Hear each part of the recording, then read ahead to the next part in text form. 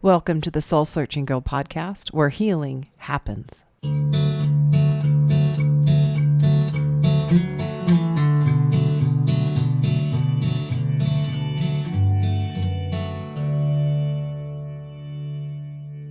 All right, Wildflower, I want to help you deepen this self-work on your own. I made something for you. You just need to head over to my website, enter your email, and you will receive a Wildflower's Guide to Self-Trust. It's a 7-day journal prompt series to help you slow down and connect with yourself and really start this journey of connecting to who you are so that you can build your self-trust. Each day I've made an audio recording of what the prompt is as well. You can either read through the transcript or you can listen to my voice as I guide you through this 7-day journal prompt series. So take your time with it, slow down, let's slow the noise so you can start to connect with yourself and build that self-trust with yourself that you're so craving. AmyLoganLife.com, a pop-up will appear. Just enter your email and you'll get it in your inbox. The Green Shoe Society podcast 135. In between the trusting yourself and moving on. Welcome back to the podcast. I'm excited that you're here. We are continuing on with our Trusting Yourself month of June. And did you have time to listen to last week's episode, or did you even know, if you made it all the way to the end, you will have heard that I created a playlist for you on the topic of trusting yourself. And I'm going to do the same thing this week, and I hope to do this every week. I mean, music is life. If you know me, you know that I feel very strongly about that. So I thought it would be kind of fun to add a playlist with each episode. I put the link in the show notes, so you should be able to find it wherever you listen to your podcast. It is also on my website connected to this specific podcast. Just follow me over on Spotify, and those new playlists will appear as I make them each week. Okay, let's dive in, Wildflower. Continuing on with our Trusting Yourself theme. One thing I want you to notice with trusting yourself, it also means knowing when you are snuggling up with your story a little too much. Too many times, like you're getting caught in your emotional response. And this is tricky because you do need to learn how to process those emotions that come up, but I don't want you to get stuck there. It is easy to get stuck there. So trusting yourself means letting yourself feel what needs to be felt, but also knowing when you're indulging in those emotions a bit too long, right? It's a little bit tricky because I keep saying, feel your feelings. Feel your feelings, don't think your feelings. And so I know for some of us it can be hard because we're like, well, I'm feeling my feelings. But it's just not about just letting all these emotions come up all the time. And this is why the phrase indulgent emotions is really important for you to kind of like process and think about what that means. Because if you're on any kind of healing journey, I want you to be able to see the difference between feeling your emotions and indulging in your emotions, and how indulging is different than feeling and moving through your emotions. And this is why I am such a big proponent of learning what it means to feel your emotions and knowing when you're snuggling up. I kind of like sometimes with my clients, I'm like, are you snuggling up with that emotion a little bit too long? It is so easy to get stuck here. This is the tricky part. And because those habitual ways of dealing with the emotions that you've probably done since you were a little girl, it feels like you're doing something wrong if you stop going down that indulgent path.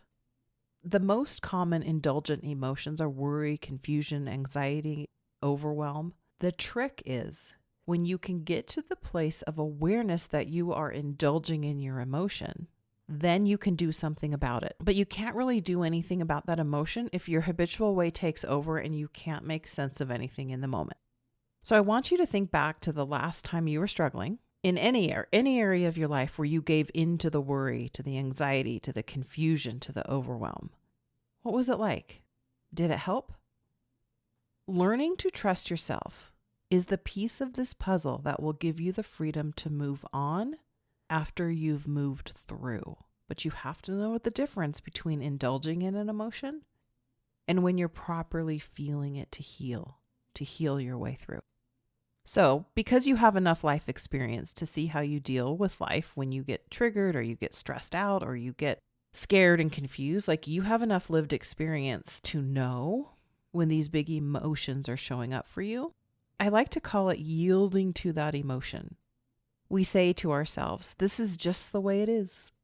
And maybe you're like me and you pull the covers over your head, and maybe you've done that many times when life just gets too overwhelming. It is okay that you do that. But if you want to stop doing that, that's where you need to start creating a plan so you know how to deal. So we're going to get to that in a minute. But as I was scrolling TikTok last week, I came across this quote from, and I'm going to give credit where credit is due, Laptop Ladies Club. Super cute name, by the way. When you can get to this place in your healing, you are free. It doesn't mean you're not going to have hiccups or things that come up, but your brain will be different. So here's what it said. My side of the story doesn't matter anymore. Life happened. It hurt. I healed. But most importantly, I learned who deserves a seat at my table and who will never sit at it again. Oh my gosh. I absolutely love that. And I can see how this is so true for, like, I don't know, any of you who've been through a big betrayal of any kind.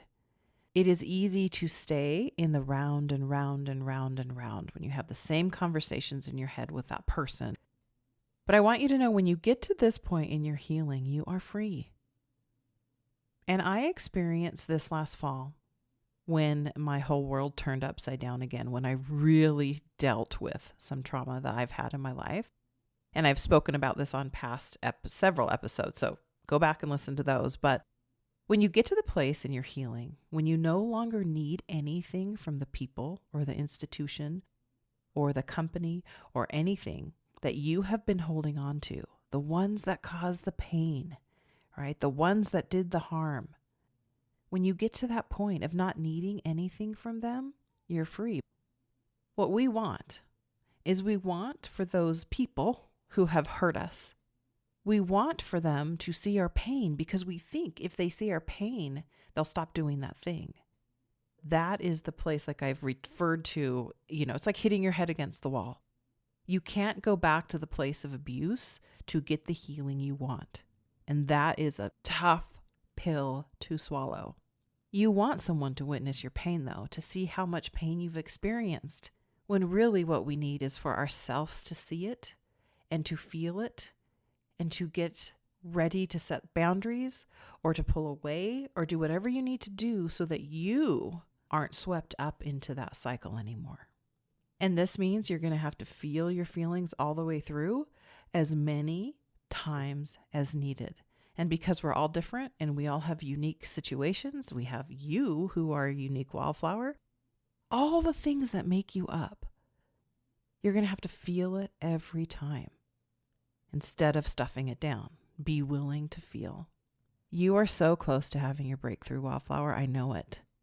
This is possible for you. And I just want to remind you of that, because sometimes we get stuck in our ruts in our head. It's a real thing, by the way. Those are called neural pathways. And this is what I help you with when I'm coaching you, because I can see some of your blind spots. And so this is so important for your breakthroughs. Knowing that you can trust yourself the whole way through whatever you're going through is everything. It is the important piece of this. And I think for those of us who, especially who've come out of high demand religion, any type of high demand anything, okay, let's just widen it. Let's broaden the scope here.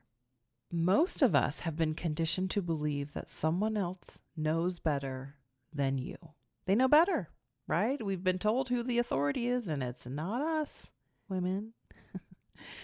But truthfully, how could anyone other than yourself know what's best for you?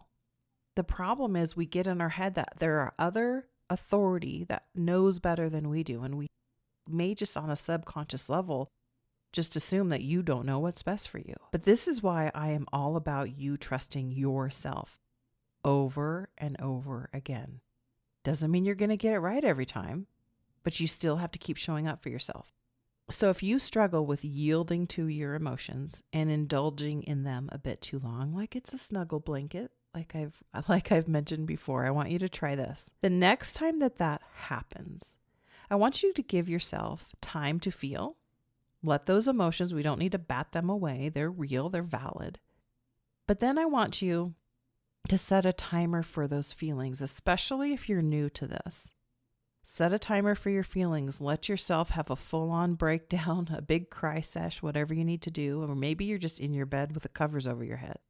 I want you to see your pattern of snuggling up to those emotions. And maybe if you set a timer, because we're not going to invalidate those emotions, those are real. But if you set a timer, you're giving yourself permission to feel. And this is what I call managing the in-between, right? Like if you are on a healing journey and you are doing the work, you're feeling your emotions, you're journaling, you're doing your brain dumps, you're getting all of your thoughts out of your head and you're feeling better. You're learning what boundaries are. You're learning what it means to trust yourself. You're learning that it's okay to feel. You get to this point, though, in a healing journey where there's the trauma, there's the thing that happened. And then you're like, okay, I feel so much better about myself. I've got my own back. I'm really leaning into this. This feels good.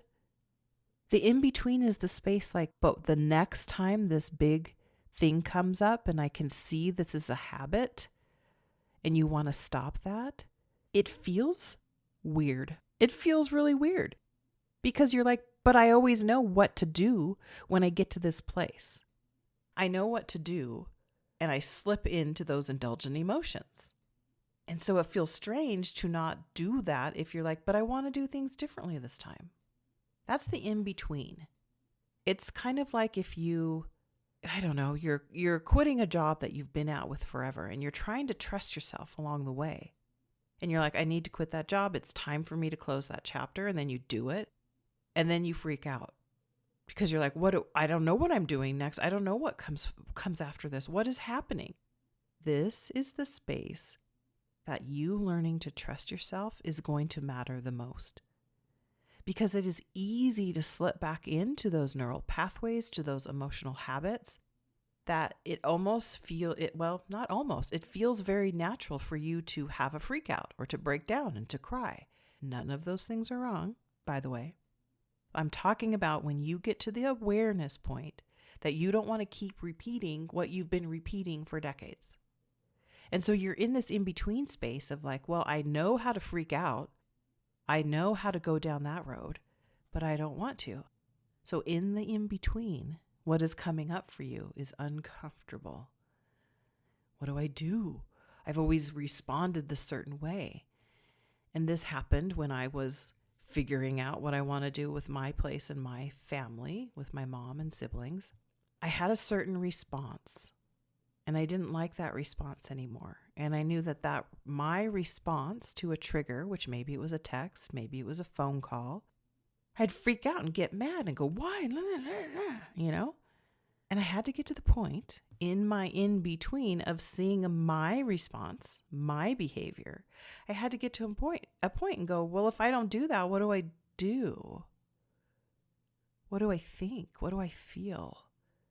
And it feels weird to not respond the way you have for 5 decades. That's what I'm talking about. That's the in-between. And so you have the scary part where you're like, but I don't know. This is why I want you to start trusting yourself even more. That's the space you need to trust yourself in. Because there's some confusion in there. And if you're learning to respond differently, this is up to you. This is new territory. It's the great unknown. But this is why trusting yourself to move forward, or as we hear all the time, letting go, I like to say setting down. It is hard to let it all go when it has shaped you, when it has been with you forever. So it's just like Truman walking through those doors at the end of the Truman Show. Who the fuck knows what's on the other side? This is exactly what an actual leap of faith looks like. If you have been round and round, responding the same way every time to stressors in your life, this is the exact space I want you to take inventory. I want you to be aware. I want you to observe yourself. And I want you to think, how can I trust myself moving forward? How can I respond differently to this situation, even though I have decades of being set off about it and then spiraling? So moving forward can often feel like you just got dropped off in the middle of a foreign country and you don't speak the language and you're like, shit, how am I going to do this? I have to get from point A to point B and I don't speak the language. That could be like what you're experiencing on an emotional level when you are trying to show up differently. When you've decided I've had enough, I need to do things differently, it means you, in this situation, if you've always been triggered by something and you fly off the handle, it means in that moment, I want you to have the awareness that you can do it differently. This is the trusting yourself in the in-between, in the foreign part of you that truly does not know how to navigate life without being tethered to the pain, without being tethered to the trauma, to your story. And I know how hard this is. Who knows what's to come? However, getting stuck in this place happens all the time, and this is why you're so sick of it. But maybe you don't have the awareness that you keep responding to the pain in the same way. And that's why it's so tricky. So I always want you to validate your emotions. Whatever you're feeling is fine. Let those emotions be there. If you are sad, be sad. If you are mad, be mad. I think one of the, what's the word I want to use? I think one of the parts about trusting yourself is you think you have to have clarity, that you have to have certainty. I think we think that that's what trusting yourself means. That once we know, everything else will fall into place. And yes and no. It can happen that way, but usually it happens in the mess. And always allowing yourself to trust the next process. With adding into your self-talk, like I mentioned in the meditation that I made for you earlier this month. You can say things to yourself, I'm not sure how to figure this out, but I will. How does that feel in your body? Versus, I don't know how to figure this out. I'm never going to figure this out. All right? So you're going to start changing the verbiage that you say to yourself. I'm not sure how to figure this out, but I will. I do not know how long it will take, but I'm going to figure this out. This is you deciding to choose yourself again and again and again. This is what trusting yourself looks like. So I don't know if you've ever felt like this, but like you have the piece, like when you think of your life and you have a bunch of scattered pieces of yourself around, all of the things that you've been through in your life.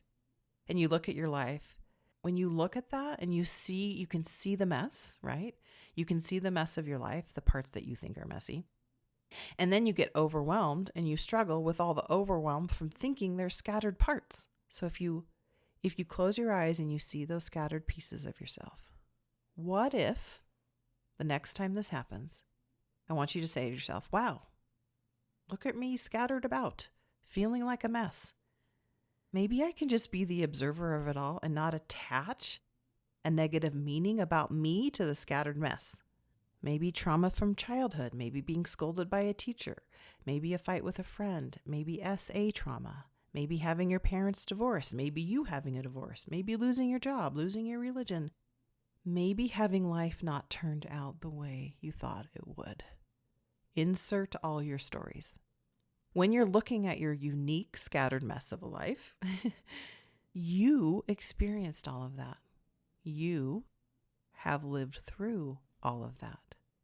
If you're like me, you have 5.5 decades of heartbreak, heartache, wins, losses, joys, stories, things that are happy and sad, all the things. Mine have made me who I am. And so I don't really want to look back at a big mess. It's my life. Some parts are messy, and that's okay. That doesn't mean there's anything wrong with me. Some parts of your life are messy. That doesn't mean there's anything wrong with you. All of it, it's you. It's made you who you are. However, I think sometimes your brain and your body have a hard time separating it all. And so it ends up one big messy soup of negative self-talk in your head. And you have surviving mechanisms, coping skills. You probably have some low self-esteem in there throughout, and a lack of trust within yourself. Your brain probably acts like a big scary movie, right? Maybe you walk into the middle of it sometimes. I just want you to be aware of your thoughts. Everything that's happened has happened in the past. Everything. And because you are a habitual human, you get sucked back into the story every time. with everything, with all the thoughts, with all the self-pity or the anger that you've been wronged. And you probably have been. So I'm not minimizing that at all. But if you can see that your brain attaches to the same story, that's the attachment. That's the indulging, right? You have a trigger. All of those things are triggers, right? You get sucked in, it's a trigger. And then we give into the trigger and we yield. We're like, yep, I suck. I'm never going to figure this out. Whatever your little negative self-talk voice sounds like. Think of all the things you've told yourself over the years. Ugh. Imagine someone hearing your negative self-talk. Would you ever speak to a friend that way? Why do you speak to yourself that way? No, we would never speak to a friend that way. Listen, write this down. You do not have to allow your brain to do that over and over and over. You can interrupt that. And when you begin to trust yourself, you will consciously choose to think differently about whatever you've identified as a mess in your life. This is you deciding that you're going to trust yourself. This is you deciding that you're going to do things differently going forward, even if it feels uncomfortable. This is what it looks like to trust yourself in a new way. And this is the hard part. This is the scary part, because this requires you to make new neural pathways for healing so that you're not sucked into those negative spirals, those negative neural pathways you've created yourself. This means you're not going to give in to your survivalist ways, right? All of those coping mechanisms that you have, they've helped you, and that's a good thing. But this is you deciding, this is the nudge of trusting yourself in a different way. And you can try this, and you can always go back to the old way. But if you are ready, that's what it takes.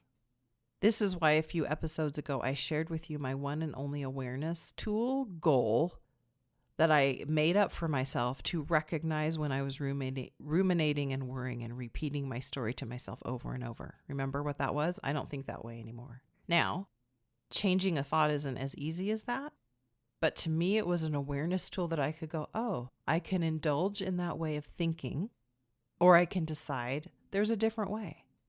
So I'm not saying this in a gaslighty way. I don't want you to gaslight yourself, but in a way that you can see your habitual rumination and decide to do things differently. As you build your self-trust, that may look like when you can get to that place of awareness.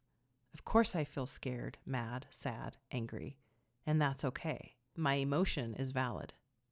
I'm safe in this moment right now. Right? You can practice grounding yourself. You can do whatever you need to do to see that this is the point in your story where you're going to start to make a new neural pathway. And it feels strange. It feels strange because you have the other story on repeat. So this is the place where you acknowledge that you're going to try and experiment with a new coping tool this time. You can always go back to your old way, like I said, but seeing that in the moment that you feel you're struggling, this can be so helpful. So, because I'm just like you, I have a human brain. Yesterday was a shitty day.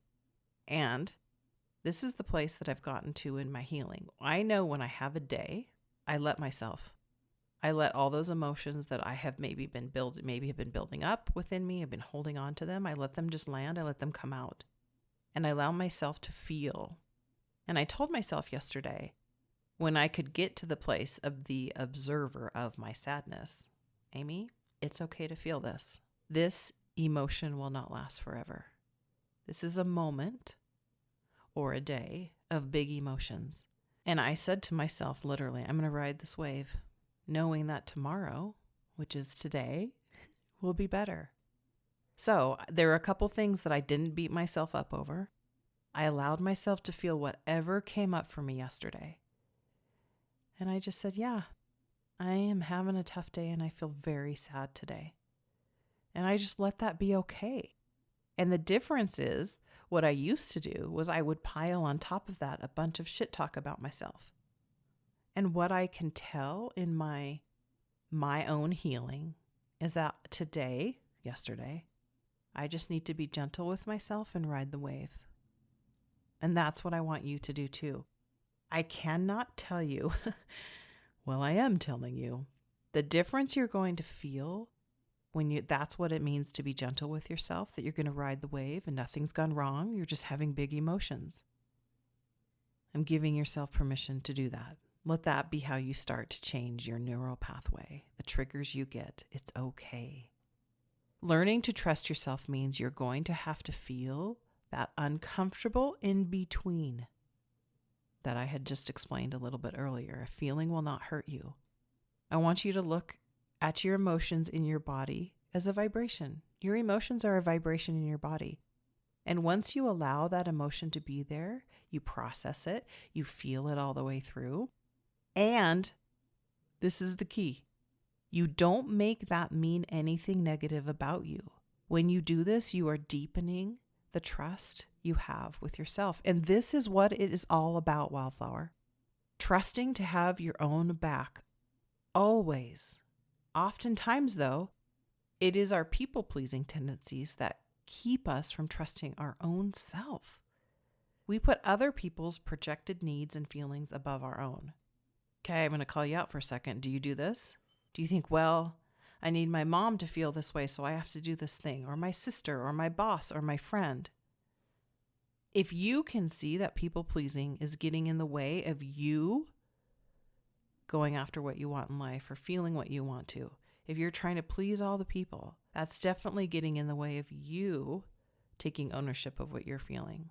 Most of us do this. Most of us do put other people above ourselves, and it's okay. However, once you can see it, and you can see that being willing to feel uncomfortable to create a boundary, have a difficult conversation, etc., that is you moving into trusting yourself more often. It is usually a difficult feeling that gets in the way of everything. People pleasing will keep you on the hook for not trusting yourself. It will keep you trying to keep a certain amount of balls in the air just to make sure everyone else is happy except for yourself. People pleasing is the dream crusher and the personal happiness killer. When you are people pleasing, you are trying to guess what will make someone else happy, all the while putting yourself on the back burner. How can you trust yourself if all of your mental and emotional energy is trying to make everyone else happy? Right? This is the tricky piece of a very multi-layered puzzle, is you have to be able to see that you're doing that first. And you also have to be willing to come up with a plan for when you are struggling. And this is why you have to get to this place of awareness so that you can see the in-between of what you typically do when you're struggling and having a bad day or going through a bad time. The in-between is going, I'm going to do it differently. I know I've behaved a certain way, responded a certain way for 5 decades now. To do it differently is going to feel uncomfortable because your body is prepped for however you handle the triggers. And if you haven't done this and you feel the spiral begin, it's usually hard to manage your emotions in the moment. This is why in this piece, it takes some forward thought to lean into your healing. But healing is allowing your emotions and deciding what you will do for yourself when a trigger arises. This doesn't mean you're going to shut down your emotions, but it means you're going to have a plan. It is up to you to come up with that plan and to follow through. That's the hard part, right? To follow through with that plan. But when you do this on repeat, you will have your back in no time. And your willingness to put up with other people's bullshit will be greatly reduced. So this week, I want you to take a personal inventory of how you do show up when your triggers hit. What do you do? What do you not do? What does your unmanaged, self-indulgent adult self do when you feel those old triggers? So I don't want you to write down your ideal way. What does your self do when the old triggers show up? What are your habitual responses? And then what do you want to do about that? Maybe you're fine. And if you're fine, awesome. But if you want to change it, can you come up with a plan ahead of time and try it out and see what happens? The next time I'm triggered, I am going to ABC. It's going to be different for everybody.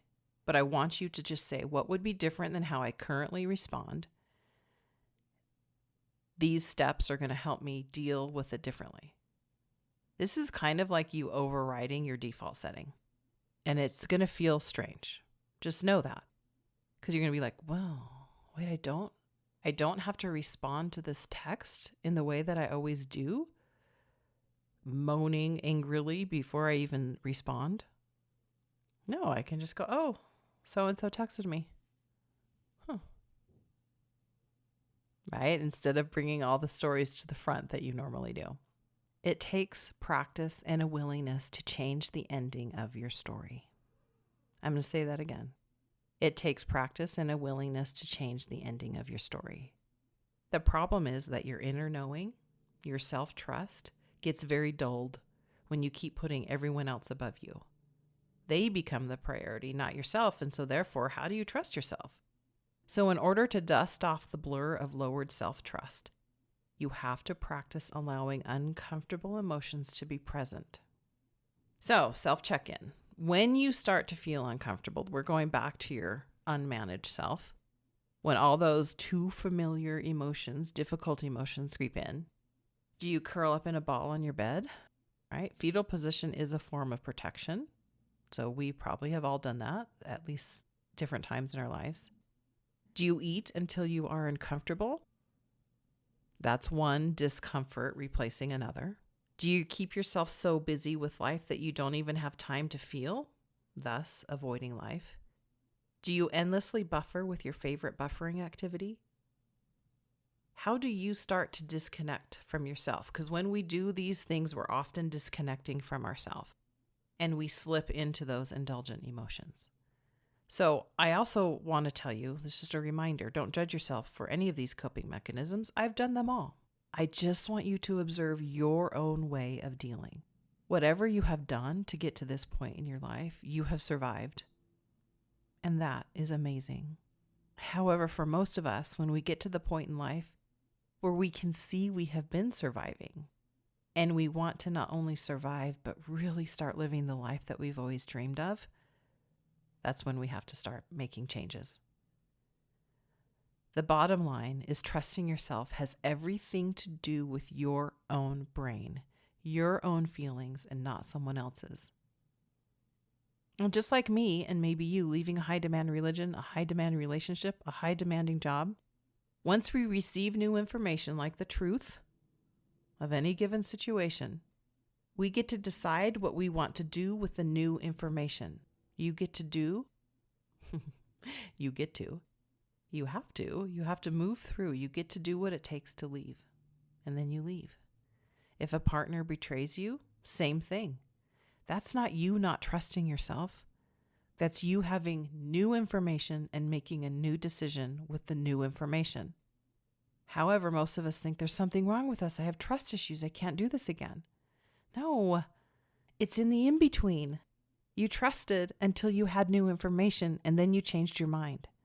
See the difference there? That is so important. That's the biggest takeaway of probably this whole episode. Because this implies that you have any control over other people. And we never do. We never have control over other people. The only piece we have control over is what we decide to do when new information is given to us. It's in those tender moments when you get to decide to trust yourself, to make new decisions for yourself. That might come with a whole lot of discomfort, a whole lot of pain, a whole lot of anger, a whole lot of frustration. That is part of it. But it doesn't mean you're not trusting yourself. So listen, the quote of the episode. You strengthen your ability to trust yourself when you receive new information and then decide what you're going to do about it. It has nothing, in theory, to do with another person or an institution. All right, wildflower, spread those wings, spread those petals. Oh. All right. I am going to include a new playlist with this particular podcast, so please go check it out. Follow me on Spotify. Please let me know any thoughts you have about this episode, and here's to you trusting yourself. Here's to you building your trusting yourself muscle. All right, have a gorgeous day. I'll be back soon. In the meantime, head over to amyloganlife.com and fill out the application. Trust yourself to make a decision you've been wanting to make for a while now.